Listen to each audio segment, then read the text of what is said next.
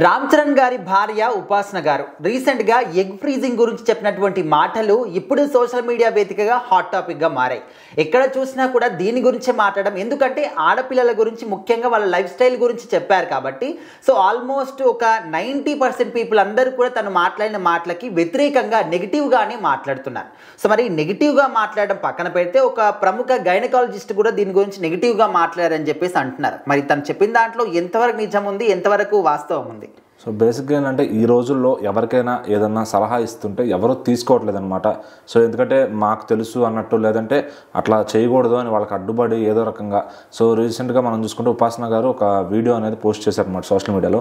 దాంట్లో ఆడపిల్లలు స్ట్రాంగ్గా ఇండిపెండెంట్గా సంపాదించుకోవాలి, సో ఎవరి మీద ఆధారపడకుండా వాళ్ళంతటా వాళ్ళు సంపాదించుకోగలిగే కెపాసిటీ రావాలి. అది మీరు చదువుకుని సంపాదించుకుంటారా, ఉద్యోగం చేసి సంపాదించుకుంటారా, వ్యాపారం పెట్టి సంపాదించుకుంటారా అనే దానికి ఆవిడ మోటివేషన్ ఇస్తూ వీడియో చేశారనమాట.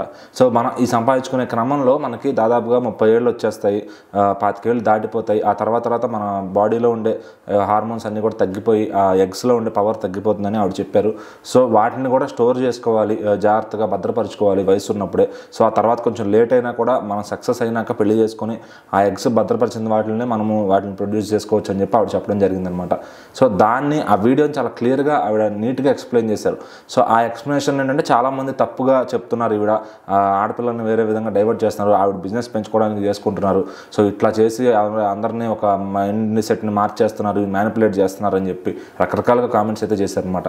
మరొక డాక్టర్ స్పెషలిస్ట్ గైనకాలజిస్ట్ అయిన రాజేష్ గారు కూడా ఆవిడ పోస్ట్కి స్పందిస్తూ, సో అట్లా అనేది కరెక్ట్ కాదు, ఎందుకంటే ఆడపిల్లలు వయసు వచ్చినప్పుడు చక్కగా చేసుకోవాలి పెళ్ళి, అది ఆచారాలను డిస్టర్బ్ చేస్తూ ఓకే వాళ్ళు ఎదగడం తప్పు కాదు, కానీ ఇలాంటి పద్ధతిలో ఎదగాలి, వీటి కోసం భద్రపరచుకోవడానికి ఇవన్నీ చేయాలి అంటే కనుక అది కరెక్ట్ కాదు అని చెప్పి ఆయన అయితే చెప్పడం జరిగిందనమాట. సో ఆయన పాయింట్ ఆఫ్ వ్యూలో ఆయన కరెక్ట్ అని చాలామంది ఆయనకు కూడా మీరు కరెక్ట్గా చెప్పారు సార్ అని చెప్పి, మీలాంటి వాళ్ళు మాకు గైడ్ చేయాలి సార్ అని చెప్పి చాలామంది మాట్లాడుతున్నారు.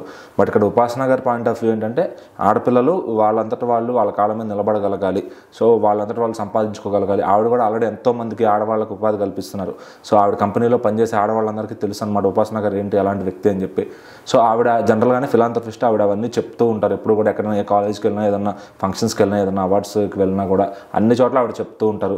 సో ఏంటంటే ఆవిడ సక్సెస్ని చూసి భరించలేని వాళ్ళు కొంతమంది ఇంకా ఆటోమేటిక్గా నెగిటివ్ ప్రాపగండా అనేది చేస్తుంటారు అనమాట. సో మరి ఇప్పుడు ఆవిడ పాయింట్ ఆఫ్ వ్యూలో ఆవిడ మాట్లాడింది కరెక్టే, మరి ఇప్పుడు డాక్టర్ గారు చెప్పింది కూడా అట్లా అమ్మాయిలు అట్లా చేయడం కూడా కరెక్ట్ కాదు అని చెప్పి ఆయన పాయింట్ ఆఫ్ వ్యూలో ఆయన చెప్పింది కరెక్టే. బట్ ఇక్కడ ఏంటంటే ఉపాసన గారు కొద్దిగా సెలబ్రిటీ పొజిషన్లో ఉన్నారు కాబట్టి ఆవిడ మాట్లాడిందని అందరూ వేలెత్తి చూపుతున్నారు. సో మళ్ళీ ఆవిడ దానికి కౌంటర్గా కూడా ఇంకొక మాట మాట్లాడారు, నేను మాట్లాడింది అయితే తప్పు కాదు, నేను అందరి కోసం ఎప్పుడు ఉమెన్ ఎంపవర్మెంట్ కోసం నిలబడతాను ఫస్ట్ నుంచి అదే మాట మీద ఉన్నారు ఆవిడ. సో ఆ ఎగ్జాంపుల్తో అందరికీ ఒక సమాధానం ఆవిడ ఇచ్చారని అనుకుంటున్నారు అందరూ కూడా. సో మరి ఇది దాని నుంచి మళ్ళీ ఇంకెటువంటి మంది స్పందిస్తారు, దాని నుంచి ఇంకా అది ఎంత దూరం పోతుంది, ఈ సోషల్ మీడియాలో పెట్టే పోస్టుల వల్ల చాలామంది దాన్ని పర్సనల్గా తీసుకుని వేరేగా నెగిటివ్ చేయాలని చూస్తూ ఉన్నారు. సో మరి అది చూడాలి, ఇంకా నెక్స్ట్ ఆవిడ పెట్టిన పోస్ట్ ఆవిడ ఇచ్చిన రిప్లై ఎంతమందికి ఘాటుగా తగులుతుంది ఏంటని.